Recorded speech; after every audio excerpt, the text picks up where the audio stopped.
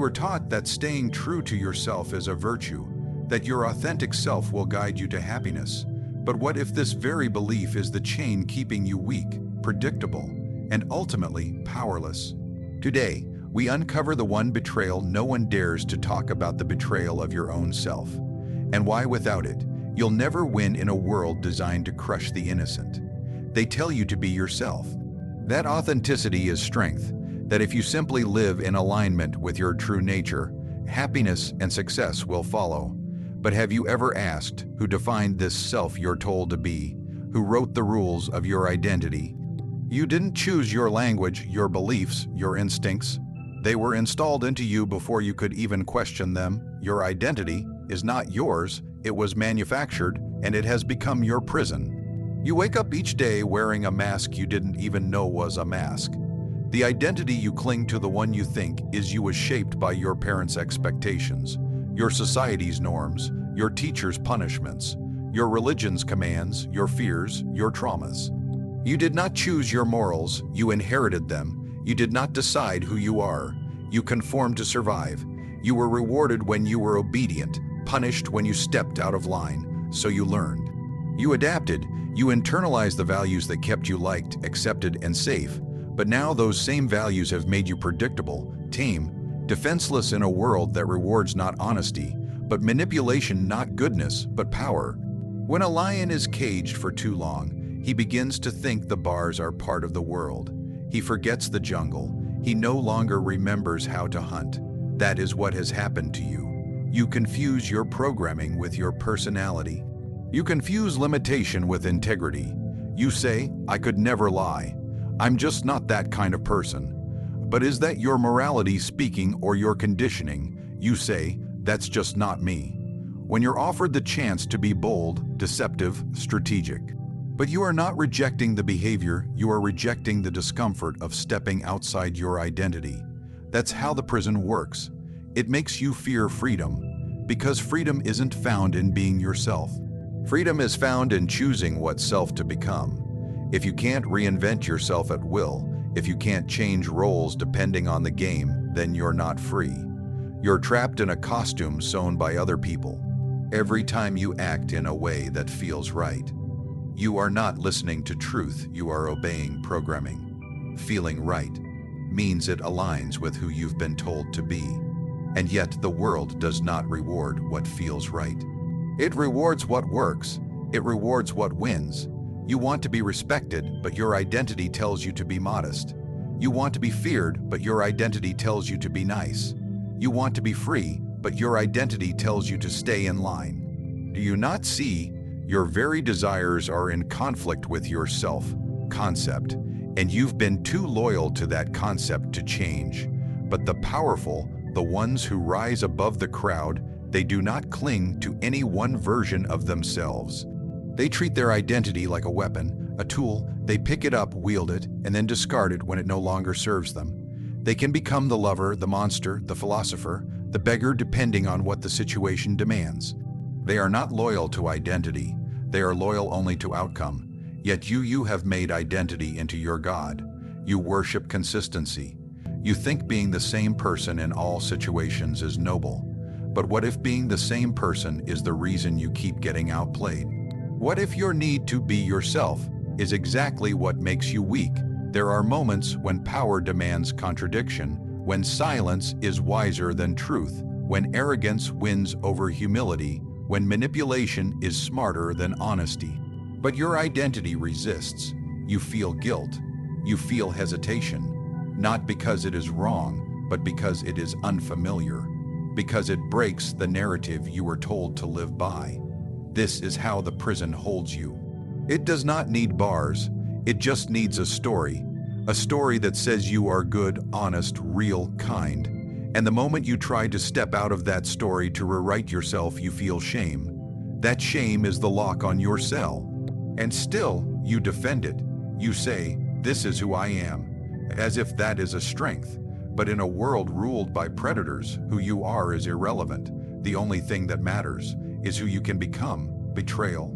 A word you recoil from, a word you've been taught to hate, But let me offer you a truth that your world is too fragile to speak aloud. Not all betrayal is treason. Sometimes betrayal is transformation.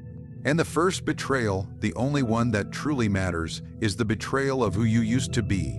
That self you cling to, that voice you call authentic, must be broken apart if you ever hope to win. Because real power demands flexibility, the ability to become whatever the moment demands, even if it means turning against your former self. You want success. You want respect, influence, security. But you try to reach for it while dragging a corpse behind you, the dead weight of your former principles, your outdated ego, your childish identity. And so, you sabotage yourself with loyalty to a version of you that was built for survival, not domination. You stay silent when you should speak. You forgive when you should calculate. You try to please when you should persuade. Why? Because you've been told that changing yourself is fake, that adaptation is betrayal. And they are right. It is betrayal, but only the wise see that it is also liberation. Let me ask you something. When a snake sheds its skin, do you call it a traitor to its former self? No, you call it evolved. That's what power demands: strategic evolution, the ability to shed what no longer fits, to betray the outdated parts of yourself so you can step into a stronger form. Controlled betrayal is not recklessness. It's precision. It is not abandoning your soul. It is weaponizing it. You see, the weak man resists change because he fears loss. The strong man embraces change because he sees what he might gain.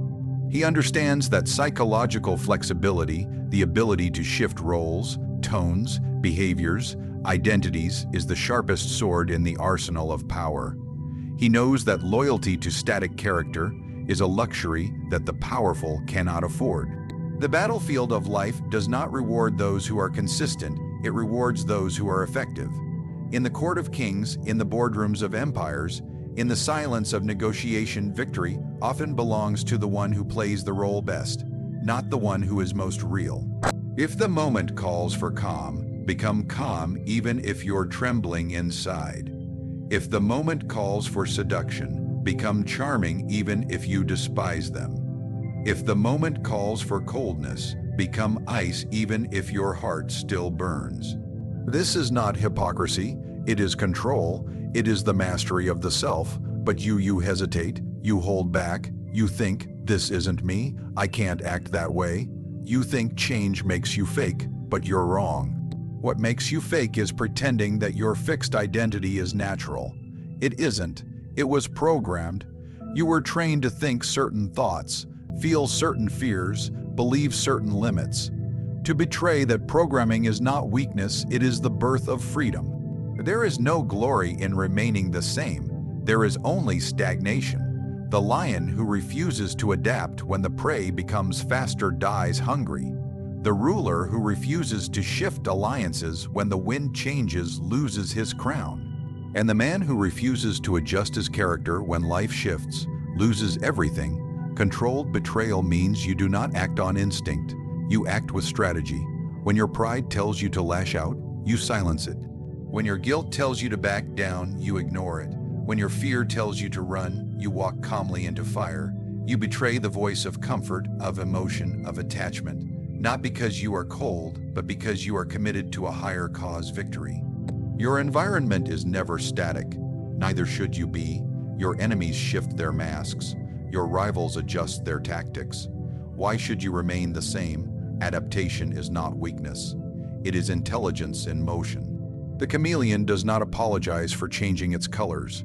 It survives, and that survival gives it a longer game to play, a higher vantage point, a more enduring influence. But understand this, the flexibility I speak of is not random. It is not surrendering to every whim. It is calculated. It is strategic. It is the difference between a pawn and a king. A pawn moves one way, always, predictably. A king, he moves as needed, in any direction. That is what you must become, a shapeshifter, a tactician, one who betrays what is no longer useful and keeps only what wins. Emotion is a beautiful illusion designed to comfort the weak, distract the strong, and betray anyone foolish enough to serve it. From the moment you were born, emotion was handed to you like a sacred code. Feel deeply, express often, follow your heart. But that heart is a traitor, and those who follow it into battle are often the first to fall.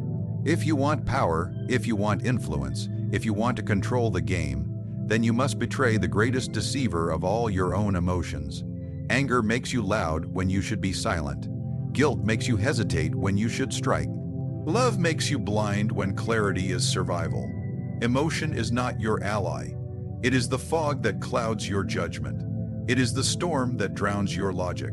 Power does not thrive in chaos. It requires clarity, restraint, and timing. And emotion is the enemy of all three. Look around you. Who truly controls outcomes? The one who reacts, or the one who observes? The one who explodes with feeling, or the one who watches, calculates, and moves in silence? In every room, the most emotional man is the most powerless. He is read easily, manipulated quickly, broken quietly, because the moment your emotions become visible, you become predictable, and the moment you become predictable, you lose. Your enemies, they will provoke you. They will prod your ego, twist your pride, humiliate your name, not to win the argument, but to unlock your emotions. Because once they have your feelings, they have your focus. And once they have your focus, they control your next move. The most dangerous players don't argue. They trigger, because they know, if you feel, you stop thinking. And when you stop thinking, you surrender the throne without even knowing it. Emotion turns kings into beggars. It turns calculated leaders into impulsive fools. It makes you apologize when you should double down. It makes you retreat when you should advance. Power belongs to the man who can feel everything and still show nothing, the man who holds the storm behind his eyes but never lets it touch his face. That man is dangerous because he cannot be provoked, he cannot be predicted, he cannot be puppeteered by those who weaponize feelings. You are told that being emotional makes you human, but the truth is, it makes you vulnerable. The world does not reward sincerity, it exploits it. You think your sensitivity is a sign of depth, but in war, it is a map to your weakness. You cry in front of your rivals and expect empathy, but all you do is reveal your wound, and a wound shown is a wound used. You want control. Learn to master your face, your tone, your presence. Learn to become a mirror, giving nothing away. Let them scream, let them project, let them rage. You stay still, you listen, you wait, because the one who holds his emotion holds the room. But this discipline does not mean you feel nothing. No emotion will come. You will burn inside. You will want to shout, cry, shake the walls. But the moment you show it, you give power away. Keep your fire in your chest. Let it heat your ambition, not your tongue. Feel rage. Let it sharpen your vision. Feel fear. Let it quicken your steps, not paralyze them. Emotion is not the problem. Emotional exposure is. In every great conquest, there comes a moment when silence is more powerful than protest. When indifference stings more than revenge, when composure destroys louder than any outburst. The true masters, they do not waste energy proving a point. They prove it by what they do not show. Their control is their dominance. Their restraint is their attack. And remember this, the emotional man always seeks justice, but the powerful man seeks leverage. Justice is emotional. Leverage is strategic. When you are hurt, don't demand fairness, demand position. When you are betrayed, don't cry, calculate. Emotion wants release, but power wants results. So the next time your blood rises, your pride roars, your heart breaks, say nothing, do nothing, feel everything but betray none of it. Let the world wonder what you're thinking. Let your silence become their fear, because the moment you stop obeying your emotions is the moment you start commanding the room. Inside you, there is a voice that still believes in the fairy tale. A whisper that tells you the world can be fair, that people will reward honesty, that truth will triumph over lies, that if you simply do good, good will return to you. That voice is your idealist. It is the softest part of you, the most innocent and the most dangerous, because in a world ruled by power, strategy, and illusion, the idealist is the one who gets devoured first. You protect him because you were taught to admire him. Every book, every story, Every classroom reinforced the idea that morality leads to glory, that purity is power, that justice is a path you walk and not a weapon you wield. But how many idealists have you watched fall? How many men with noble intentions ended up crushed beneath the boots of those who had none? The idealist dies with principles on his lips and regret in his eyes. The realist lives and wins. The idealist wants things to make sense. He wants the world to play fair. He demands that truth be recognized, that loyalty be returned, that pain have purpose. But the world does not care. It does not listen. It does not bend to your ideals, it breaks them. And if you let the idealist guide you, you will spend your life confused, bitter, betrayed, because you expected the game to be fair when it was never meant to be. Power does not serve the idealist, it feeds on him. The kind man becomes a stepping stone. The honest man becomes a target. The generous man becomes a resource to be drained. The idealist gives too much, expects too much, forgives too quickly. He cannot see reality for what it is because he is addicted to what he wants it to be. And so, if you want to rise, if you want to see the game for what it truly is, you must kill him. Not in anger, not with hatred, but with clarity. The idealist must be buried with ceremony, with honor. Because once he served you, he kept you soft when softness was survival. He kept you hopeful when hope was all you had. But now, he is the weight that keeps you from flying. You see betrayal and recoil. The realist sees opportunity. You see manipulation and label it evil. The realist sees it as negotiation. You want to be loved. The realist wants to be remembered. There is a chasm between the two, and you must choose your side. If you want to win in a world ruled by wolves, you cannot walk as a lamb. There will be moments when your idealist rises, when your conscience tells you to be gentle, even when the enemy would not hesitate to destroy you. When your loyalty tells you to stay, even when staying means death. When your hope whispers that people can change, even when they've already shown you their nature. That is when you must remember the idealist is not your friend. He is the last part of you still chained to fantasy, and fantasy has no place in war. You may still carry values, but they must serve you, not rule you. Your truth must be flexible, your morals situational. Your ethics must be weapons, not weights. The realist does not betray morality for sport. He bends it when necessary. He sees that principles mean nothing if they cannot protect you, that ideals are worthless if they lead you into ruin. You may think this is darkness, but it is only sight. It is the shedding of illusion. The realist is not heartless, he is awake. He sees the traps the idealist never will. He understands that not all enemies wear armor. Some wear smiles, that not all wars are fought with swords. Most are fought with silence and patience and precise cruelty. The idealist hopes for a clean world, but the realist studies the dirt. He learns its texture, its rules, its angles, and when the time comes, he builds his empire from that very mud, because he knows purity does not win, strategy does, coldness does, adaptation does. Every ruler who lasted, every master of statecraft had to kill their idealist. They had to break the boy inside them who believed in happy endings. And in his place, they birthed a mind that could see clearly, move silently, strike intelligently, not for revenge, not for honor, but for outcome, for position, for permanence.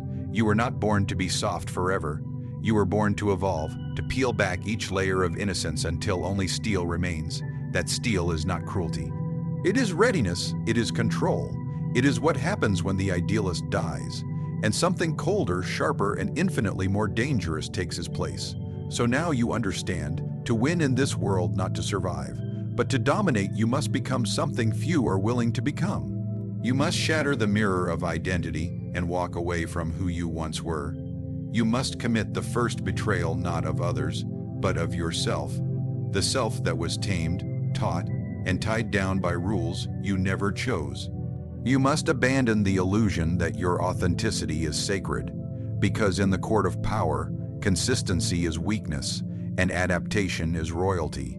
You must shed your past selves like a serpent sheds its skin, not with guilt, but with precision. You must learn to kill your feelings before they kill your focus, to bury the idealist who sees the world as it should be, and rise as the strategist who sees it exactly as it is. This is not the path of the good. It is not the path of the kind. It is the path of the aware, the dangerous, the unshakable, the one who dares to evolve beyond his emotions, betray his limitations, and abandon the myths of morality that keep lesser men docile. You are not meant to stay soft. You are meant to sharpen, to wield yourself like a weapon, refined, unbreakable, unseen until it's too late. And that begins the moment you stop asking for permission to be who you were, and start choosing who you need to become. Because in the end, power doesn't reward the loyal. It rewards the lethal, and the most lethal man in the room is the one who has already betrayed the version of himself that was afraid to win.